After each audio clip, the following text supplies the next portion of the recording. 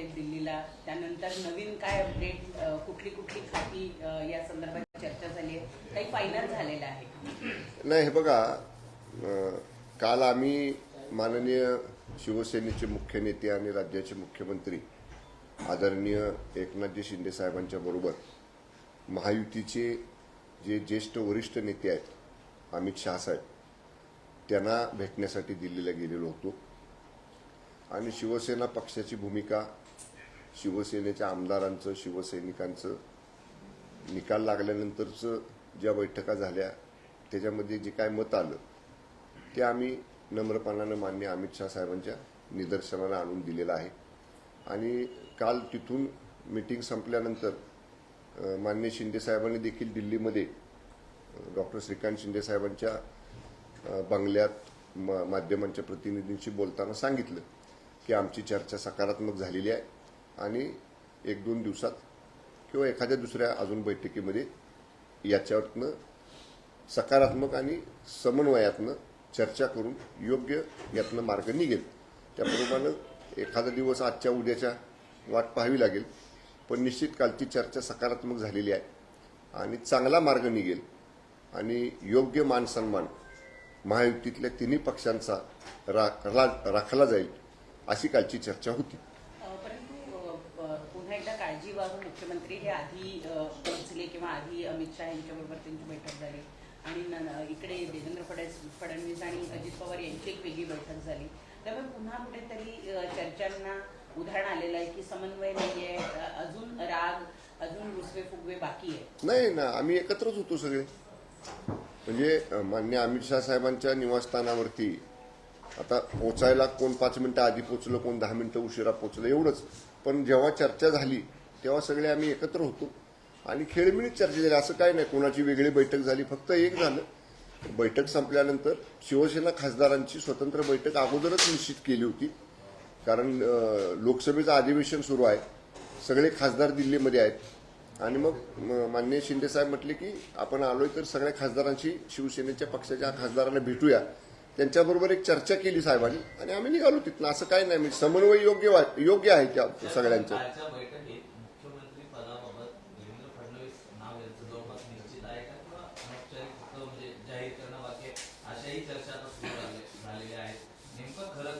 नाही, आता मी सकाळी देखील सांगितलं की जेव्हा महायुतीमधले 3 प्रमुख पक्ष आहेत, शिवसेना, भारतीय जनता पक्ष आणि राष्ट्रवादी काँग्रेस पक्ष, आणि सगळ्यांनी मिळून एकत्रपणानं जे प्रमुख नेते आहेत, वरिष्ठ नेते आहेत महायुतीचे, माननीय अमित शहा साहेब, त्यांच्याबरोबर चर्चा केलेली आहे.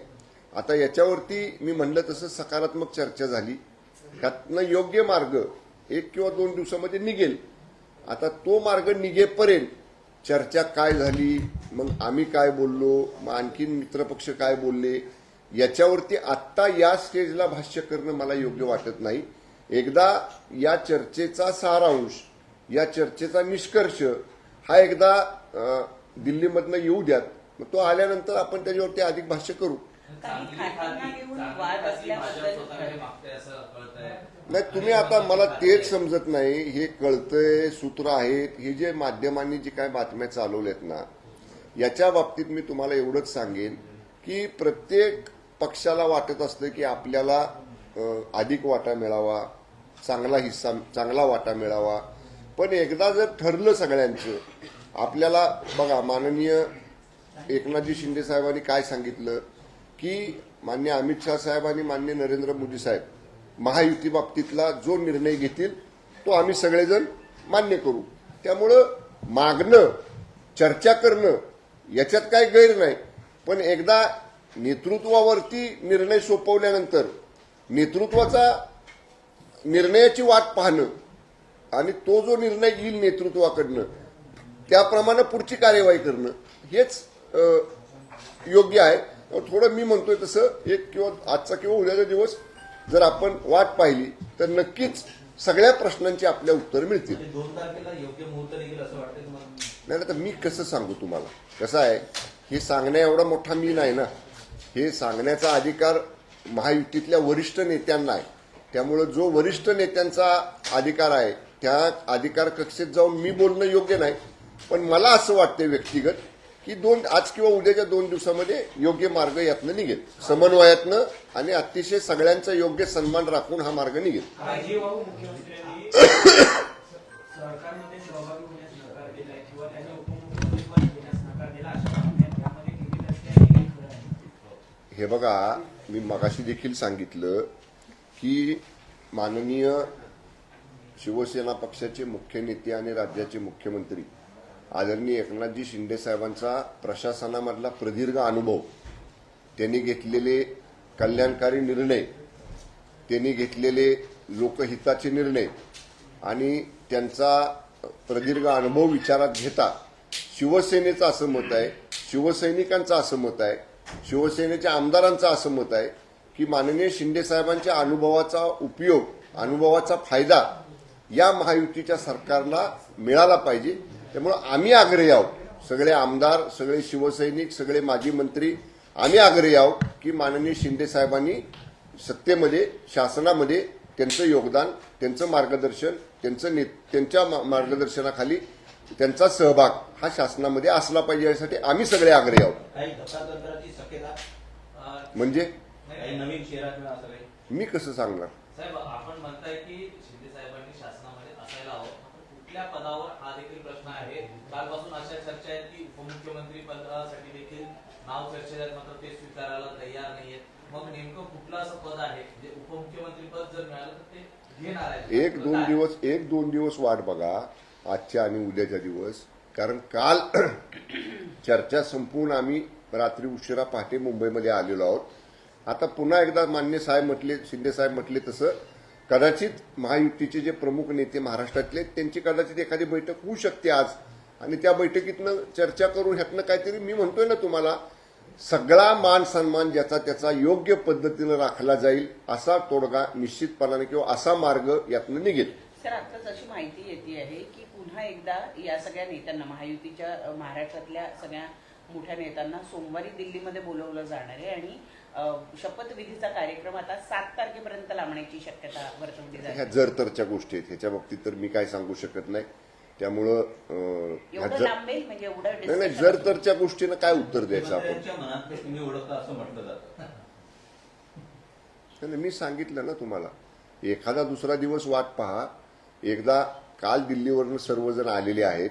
आता आज किंवा उद्या जर समजा त्यांची बैठक झाली, वरिष्ठ नेत्यांची महाराष्ट्रातल्या चर्चा काय झाली, तर होऊ शकतो त्याच्यातला लवकर निर्णय. सर, लाडक्या बहिणींनी खूप मोठ्या प्रमाणावर मतदान केल्यामुळे एवढं मोठं यश मिळालं. मग आता चर्चा अशी आहे की मंत्रिमंडळात सुद्धा लाडक्या बहिणींचा टक्का वाढेल. आपल्या पक्षाच्या वतीनं अशा काही महिलांच्या नावं चर्चेत आहेत का, किंवा त्यांना मंत्रिमंडळात सामावून घेण्यासाठीच्या काही चर्चा सुरू आहेत? मंत्रिमंडळाची यादी अंतिम होईपर्यंत सर्वच नावं चर्चेमध्ये असतात, परंतु पक्षाचे जे प्रमुख असतात, पक्षाचे जे मुख्य नेते असतात, पक्षाचं जे नेतृत्व असतं, त्या पक्षाच्या नेतृत्वाचा तो अधिकार आहे. त्यामुळं या बाबतीतला निर्णय महायुतीमधले त्या पक्षाचे प्रमुख नेते, वरिष्ठ नेते घेतील. एकनाथ शिंदे यांच्या चेहऱ्यावर महायुतीने निवडणूक लढली, मात्र आता जर तुम्हाला उपमुख्यमंत्री पद दिलं जात असेल तर यावर तुम्ही समाधानी आहात का? हे सर्व तुम्ही समाधानी असणार आहात का?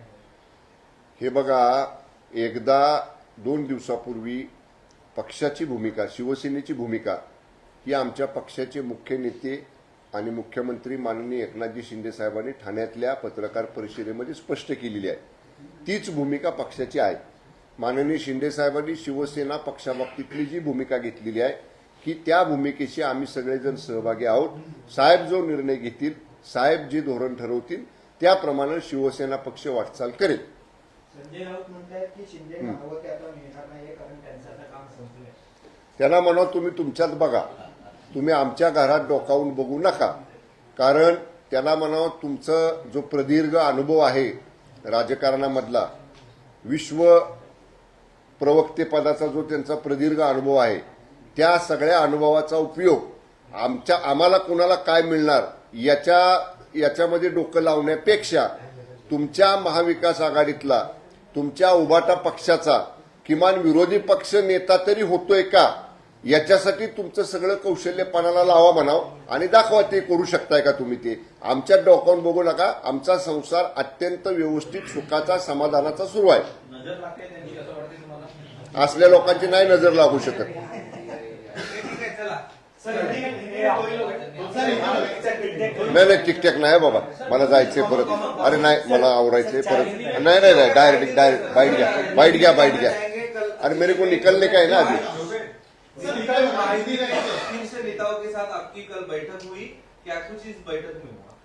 कल दिल्ली में महायुति की जो ज्येष्ठ नेता है माननीय अमित शाह साहब, उनके साथ महाराष्ट्र के महायुति के नेताओं की मुलाकात हुई, बैठक हुई. उसमें पॉजिटिव डिस्कशन हुआ है, चर्चा पॉजिटिव हुई है और शायद आज या कल 2 दिन में इसमें सम्मानजनक मार्ग, इसमें सम्मानजनक सोल्यूशन निकल सकता है और महायुति भक्कम तरह से राज्यों को आगे लेके जाएगी. अगला मुख्यमंत्री कौन हो सकती है? लगातार 23 तारीख को रिजल्ट आने के बाद लगभग 6-7 दिन हो गए, लेकिन अभी तक चेहरा तय नहीं हुआ है. देखिए, महायुति में सभी घटकों का, सभी मित्र पक्षों का, सभी नेताओं का जो विचार है वो डिसीजन लेने के पहले उसको विचार में लिया जाता है. इसके लिए थोड़ा सा टाइम लगता है. कल पहली बार इलेक्शन के डिसीजन आने के बाद पहली बार सामने बैठ के दिल्ली के जो महायुति के ज्येष्ठ नेता है माननीय अमित शाह साहब, उनके साथ राष्ट्रवादी कांग्रेस, शिवसेना और भारतीय जनता पक्ष की नेताओं की चर्चा हुई है. मुझे लगता है आज या कल 2 दिन में इसमें का सोल्यूशन निकल सकता है. एकनाथ शिंदे मुख्यमंत्री ना होते, एकनाथ शिंदे ने उपमुख्यमंत्री पद नहीं लेना चाहिए, इस प्रकार की मानसिकता और भावनाएं शिवसेना के सभी विधायकों में है, ऐसी भी चर्चा है. और ऐसा भी कहा जा रहा है कि एकनाथ शिंदे उपमुख्यमंत्री नहीं रहेंगे, पार्टी के कोई वरिष्ठ नेता जो है उसको वरिष्ठ विधायक को उपमुख्यमंत्री किया जाएगा. आपका नाम, उदय सामंत का नाम, दादा भुसे का नाम चर्चा में, कितनी सत्यता इस चर्चा में? देखिए, मैंने अभी कहा है, माननीय शिंदे साहब का जो नेतृत्व है, उनका जो प्रदीर्घ अनुभव है, उनका जो फास्ट और पब्लिक इंटरेस्ट में डिसीजन लेने की जो कार्य पद्धति है, उसका अनुभव, ये उसका उपयोग ये सरकार में होना चाहिए. ये हम सब शिवसेना के विधायकों की, सब माजी मंत्रियों की, सब शिवसैनिकों की बहुत मन से इच्छा है. हम लोग ने हमारी इच्छा, हमारा आग्रह हमारे मुख्य नेता माननीय एकनाथ जी शिंदे साहब के सामने रखा है. हमें लगता है कि हमारी विनंती का माननीय शिंदे साहब मान रखेंगे और उनके नेतृत्व में, उनके अनुभव के नीचे काम करने को, ये काम करने में ये सरकार आगे जाएगी. सर, जिस तरह से अटकलें लगाई जा रही है पोर्टफोलियो डिस्ट्रीब्यूशन को लेके कि होम मिनिस्ट्री शिवसेना को दी जा सकती है या फिर स्पीकर का पोस्ट शिवसेना को दिया जा सकता है, उसको लेके क्या कहेंगे जो स्पेकुलेशंस लगाए जा रहे हैं? ये ऐसा हुआ तो क्या होगा, वैसा हुआ तो क्या होगा, इसमें बात करना उचित नहीं है. जिसको जो कहना था वो महायुति के, एनडीए के जो प्रमुख नेता है, ज्येष्ठ नेता है माननीय अमित शाह साहब के सामने सब पार्टियों ने रखा है और डिसीजन उनके ऊपर छोड़ा है. अभी इसीलिए मैं कहता हूं, उनकी तरफ से जो डिसीजन आएगा उसके तरह से महाराष्ट्र में महायुति का काम चलता है. एकनाथ शिंदे जी सरकार में शामिल होंगे, अगर आप इसको क्लियर कर पाए, क्योंकि आप लोगों से बात की होगी उन्होंने. हमने उनको विनंती की है.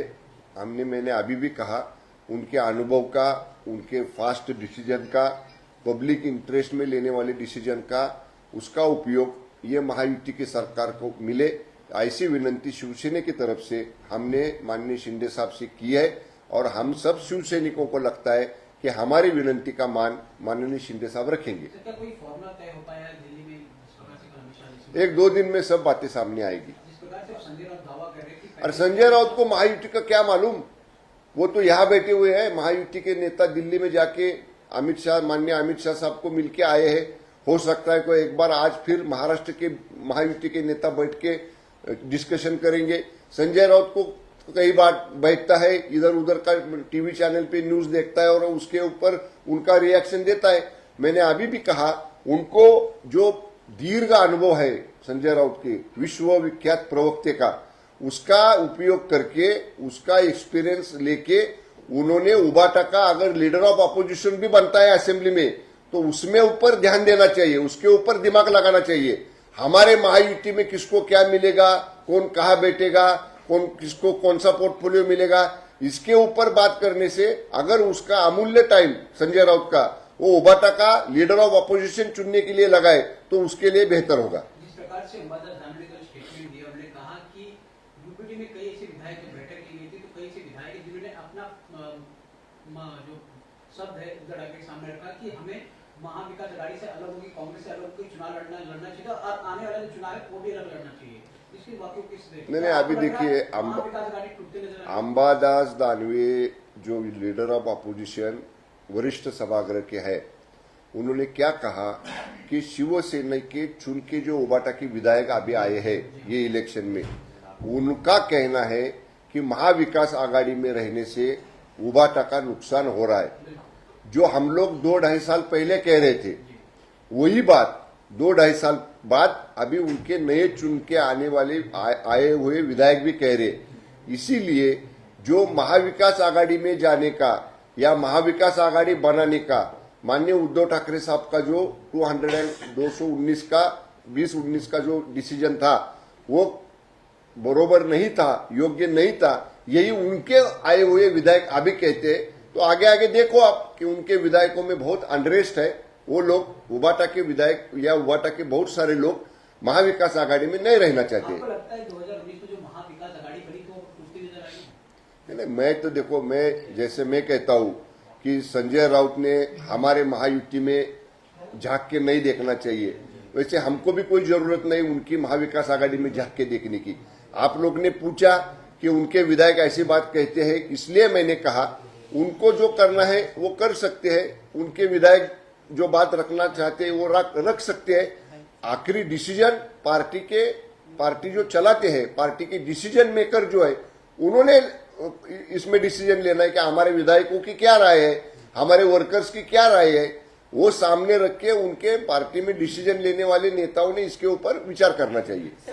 ओके, कब तक सरकार का गठन? मुझे लगता है व्यक्तिगत तौर से शंभूराज देसाई कह के आज या कल में 2 दिन में इसमें सोल्यूशन निकल सकता है।